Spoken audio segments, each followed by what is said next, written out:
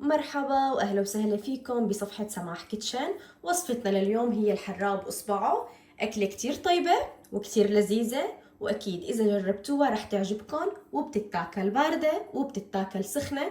وهاي الاكلة اصولها سورية شامية. وهنا نبدأ بالمقادير.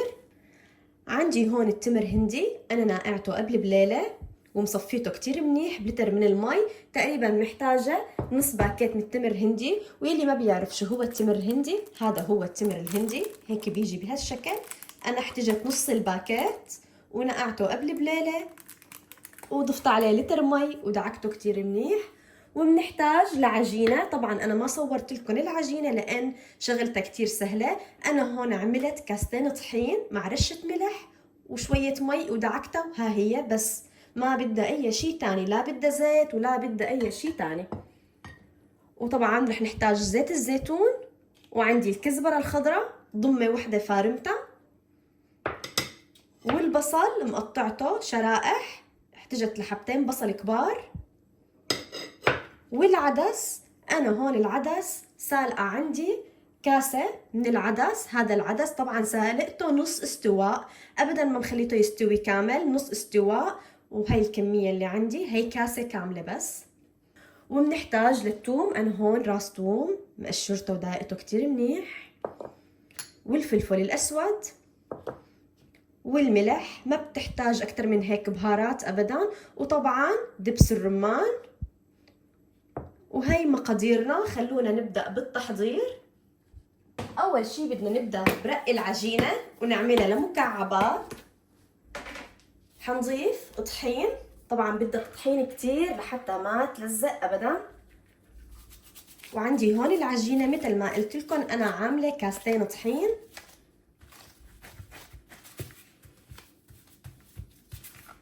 خلينا نبلش رق. حنرق الرغيف كامل بعدين نقطعه. هي لازم تكون ناشفة العجينة، أبدا ما لازم تكون طرية.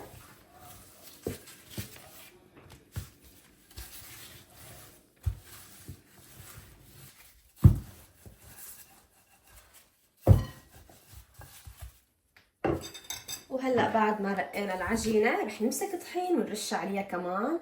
لازم مثل ما قلت لكم تكون ناشفة ابدا عشان ما تلزق معانا. هلا فيكم تعملوها بالمعكرونة، في ناس هيك بتحب تعملها بالمعكرونة، بس هي اصولها بالعجين. وحنجيب هاي القطاعة، هالطريقة للتقطيع رح اعطيكم اياها هلا تشوفوا كيف. بنجيب قطاعة او سكينة اذا متوفرة ونعمل هيك خطوط.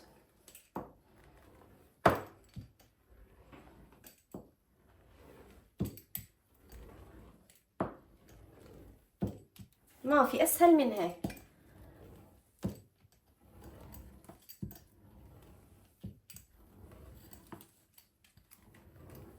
هاي طلعت عندي كتير عريضة، نقسمها.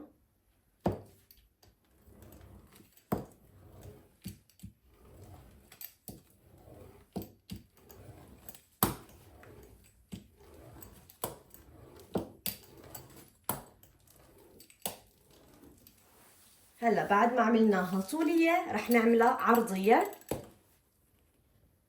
مكعبات صغيرة.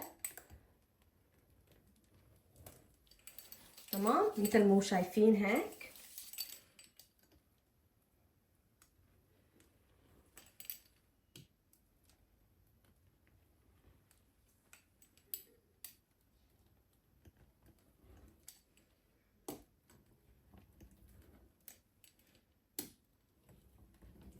وهلا بعد ما خلصت تقطيع رح اعمل هيك، ورح ارجع رشلها طحين مشان ما يلزقوا ببعض.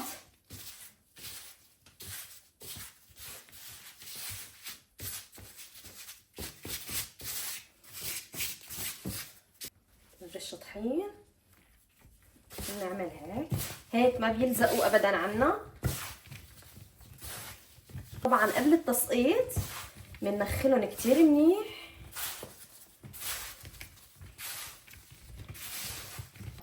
وهلا حنضيف التمر هندي للطنجرة ونتركهم يغلوا، وبس يغلوا حنسقط العدس. وبهالأثناء بينما يغلي عندي التمر هندي حضيف زيت الزيتون بمقلاية. طبعا بدنا كمية وفيرة من زيت الزيتون مشان نقلي الثوم والكزبرة. ونزلت الثوم حقليه، وبعدين الكزبرة ما لازم ننزل الكزبرة اول شي مشان ما يروح لون الخضاري اللي فيها. هلا بس يتقلع عندي شوي الثوم ما لازم نحرقه. وهي التمر عندي هون صار عم يغلي.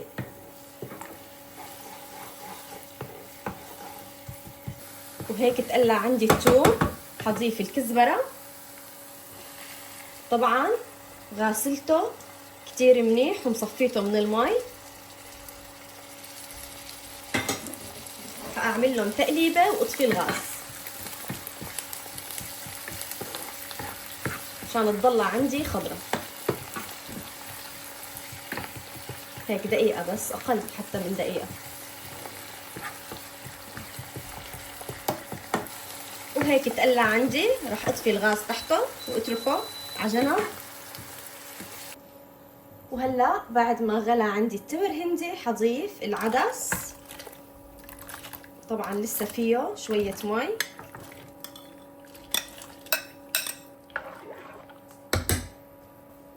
واكتر شي بيعطي لهالاكله نكهه نسقط شويه بصل معاهم، كتير بيعطوه طعمه طيبه. هيك بهالشكل يكون ني، هيك بكفي. وبنعمل لهم تحريكه نتركهم شوي ليتعقدوا مع بعض. بعدين حنزل العجين يلي ساوينا،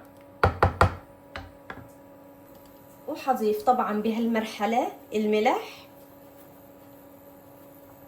فلفل الاسود الكميه اللي انتو بتحبوها. انا هون حاطه معلقه صغيره بمعلقه صغيره. نعمل لهم تحريكه نتركهم شوي يتجانسوا مع بعض. بعدين بنضيف العجين. وهلا بعد ما غلوا عنا نخلت العجين كتير منيح من الطحين وحنزل. طبعا هاي نص الكمية، رح اضيف كمان الكمية الثانية طبعا مع التحريك مشان ما يلزقوا ابدا. وهاي الكمية الثانية.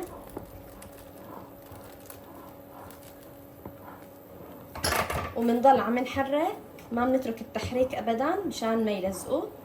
وحنوطي الغاز شوي على الوسط، مو واطي كتير ولا عالي. وهون ضفت دبس الرمان. طبعا عم صور لكم انا عم ضيفه، فصلت الكاميرا. هاي ضفت دبس الرمان. وهلا حنعمل البصل، نقليه ونحمصه ونخليه عم يقرش قرش. رح اعلمكم طريقه كتير ظريفه.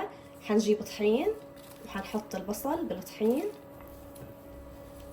ونقلبه، وبعدين نخله من الطحين، وبعدين بنحمي الزيت ونسقطه بالزيت. بهالطريقه بيطلع عنا البصل عم يقرش قرش ومحمص بطريقه طيبه. وهلا حنزل البصل، حنعمل هيك عشان ما ينزل معنا طحين ونسقطه.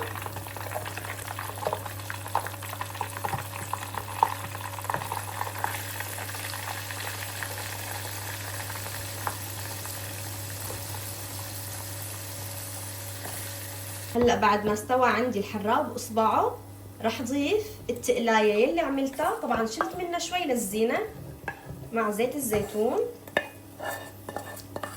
ونعمل لهم غلوه ونطفي تحته. اخذ معي استواء 20 دقيقه. وهيك الحراب اصبعه عنا صار جاهز. هيك البصل صار جاهز. رح احطه على صحن ليبرد شوي. شايفين كيف مقرمش قرمشه؟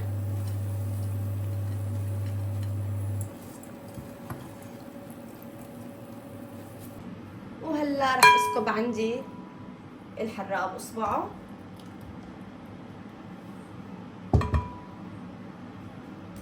بسم الله. اتركه شوي يبرد لحتى زينه.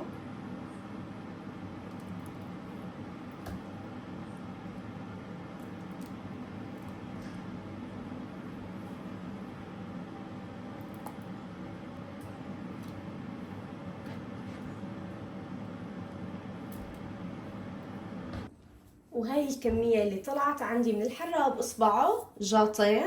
وهلا رح زينها. طبعا التزيين عهو شو بتحبوا. عندي الخبز المقمر اللي قمرته، والرمان، والبصل اللي قليناه.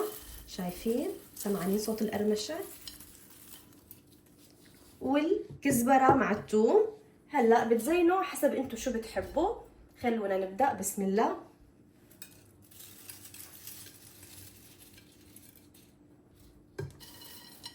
نحط هيك بصل، نحط رمان،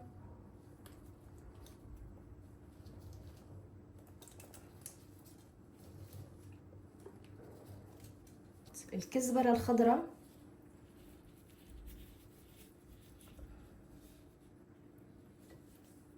خبز،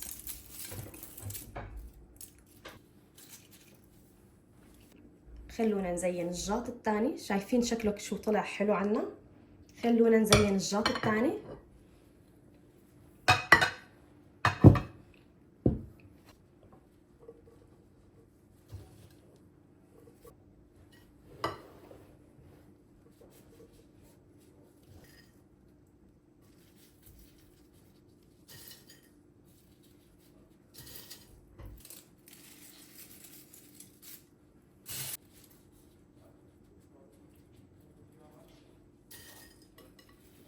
وهيك وصفتنا الحراب اصبعوا صارت جاهزة. بتمنى تجربوا الوصفة، وإذا جربتوها اكتبوا لي بالتعليقات.